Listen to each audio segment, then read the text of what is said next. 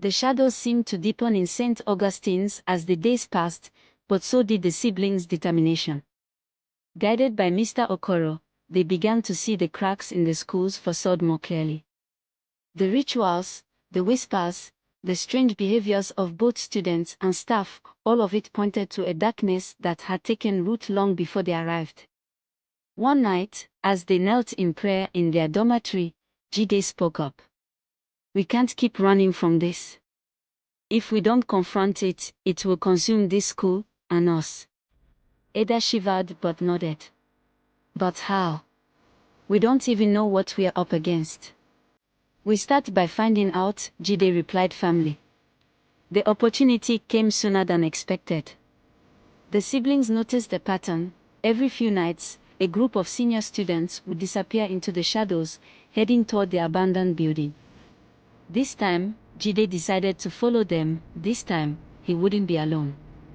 With Mr. Okoro's blessing, the siblings and their mentor devised a plan. Late one evening, they waited in silence, their breaths shallow as they watched the seniors sneak away. When the last figure disappeared into the night, Jide signaled for the others to follow. The path to the building was dark and overgrown, the air heavy with the scent of damp earth. They crept closer, the faint glow of candlelight visible through the cracks in the walls. Inside, the chanting had already begun, low and rhythmic, sending chills down their spines. Jide peered through a gap in the wooden door, his siblings close behind. The scene was more elaborate than anything he had seen before. The circle of students was larger, their faces shadowed by the flickering flames. Symbols adorned the walls, drawn in something that glistened darkly in the light. At the center of it all stood the senior boy, the leader, his voice rising and falling as he read from the leather-bound book. But it wasn't just the students this time. 3 teachers stood in the corners of the room, their eyes closed, their lips moving silently as if in prayer. The sight made Ade gasp softly, and Jide quickly covered her mouth. They couldn't afford to be caught. The siblings and Mr. Okoro retreated to the safety of the dormitory to regroup. "They are deeper into this than we thought," Mr. Okoro said, his voice grave. "This isn't just mischief. This is a spiritual battle." "What can we do?" Daniel asked. "They have the teachers on their side." Mr. Okoro's gaze was steady. "We pray. And we expose the truth." The next morning, the school erupted into chaos. Someone had scrawled the symbols from the ritual room across the walls of the main hall in bright red paint. The students whispered nervously as the teachers tried to downplay it, their voices strained with denial. But the siblings knew the truth. "It's a warning," Jide said. "They know we are watching." That evening, Mr. Okoro called the siblings to the chapel. "You must be strong," he told them. "The closer we get to the truth, the harder they will fight to keep it hidden. But remember, light always overcomes darkness." Together, they knelt in prayer, their voices rising in unity.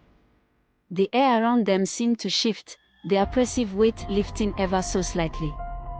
For the first time, they felt the presence of something greater, a force of good that gave them strength. The final confrontation came unexpectedly. The siblings were walking back from class when they heard raised voices near the chapel. They rushed toward the sound and found Mr. Okoro standing his ground against the senior boy and 2 teachers. The boy held the leather-bound book tightly, his eyes wild with desperation. "This school belongs to us," he shouted. "You can't take it from us." "It belongs to God," Mr. Okoro replied calmly, his voice unwavering. "And His light will expose your lies." The boy raised the book as if to strike, but before he could, Mr. Okoro began to pray aloud. His words were powerful, filling the air with a presence that made even the teachers step back. The book fell from the boy's hands, landing with a heavy thud.